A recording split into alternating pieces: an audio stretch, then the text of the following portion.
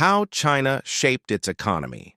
Through currency, the devaluation strategy and global impact for centuries, China was seen by the West as a sleeping giant, a land of ancient traditions, isolated from the world, that had fallen behind during the Industrial Revolution and the rise of Western empires. But by the end of the 20th century, something began to shift quietly. While the world's eyes were fixed on the Cold War, the fall of the Soviet Union, and America's dominance, China was silently preparing its own economic revolution.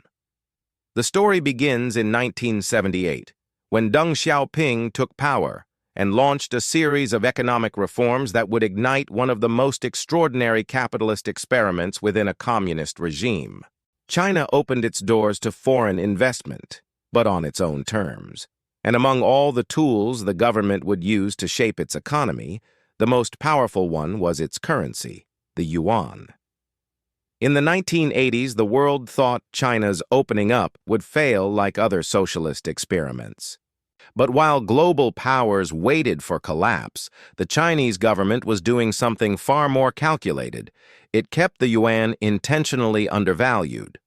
This made Chinese products extremely cheap on the global market, and soon, corporations around the world began seeing China as the ultimate manufacturing paradise. Through the 1990s, American and European companies began moving factories to cities like Shenzhen, Guangzhou, and Shanghai.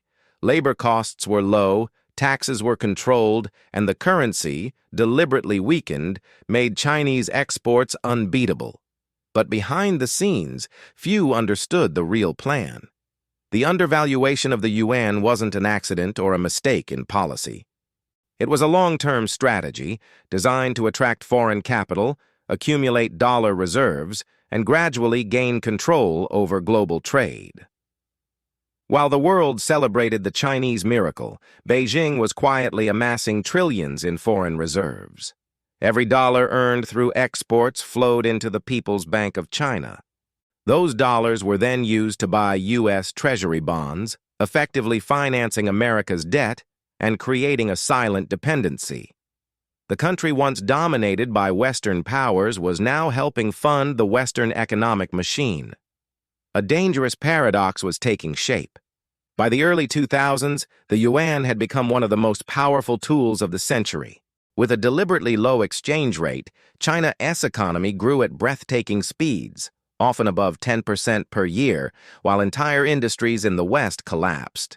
Millions of factory jobs vanished from the US and Europe, migrating to the East. The global economy began revolving around Chinese production, and the world could no longer stop it. But this strategy had a price. Inside China, the government had to control inflation and maintain social order among more than 1 billion citizens.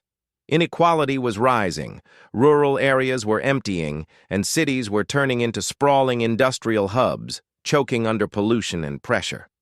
Still, the Communist Party considered it all part of the plan. The sacrifices were temporary.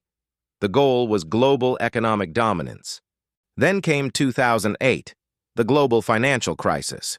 While the United States and Europe faced the worst economic collapse since 1929, China was ready. As Wall Street crumbled, Beijing unleashed the largest economic stimulus package in modern history, injecting trillions of yuan into infrastructure, energy, and technology. The result was staggering. While the West plunged into recession, China kept growing.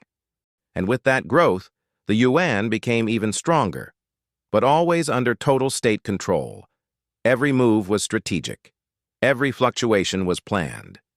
In the following decade, the yuan began to gain international legitimacy. China lobbied the International Monetary Fund to include its currency in the global reserve basket. And in 2016, it happened. This was official recognition that the yuan was no longer a peripheral currency. It had become a global player. But behind that achievement lay an even greater ambition to challenge the US dollar as the world's dominant currency. The next step in China's grand strategy was even more revolutionary: digitalization. With the creation of the Digital Yuan, directly controlled by the People's Bank of China, the nation became the first major power to launch an official digital currency. This allowed Beijing to track every transaction, eliminate middlemen, and weaken the influence of Western banking systems. It was the perfect blend of technology and control, the dream of any modern empire. Today, when we look at the global economic map, we see that China didn't win wars, but it conquered the world through its currency. The strategic devaluation, the control of exchange rates, the accumulation of foreign reserves, and the digitalization of the yuan built an economic ecosystem where Beijing sets the pace, and the rest of the world follows. But the question remains, for how long?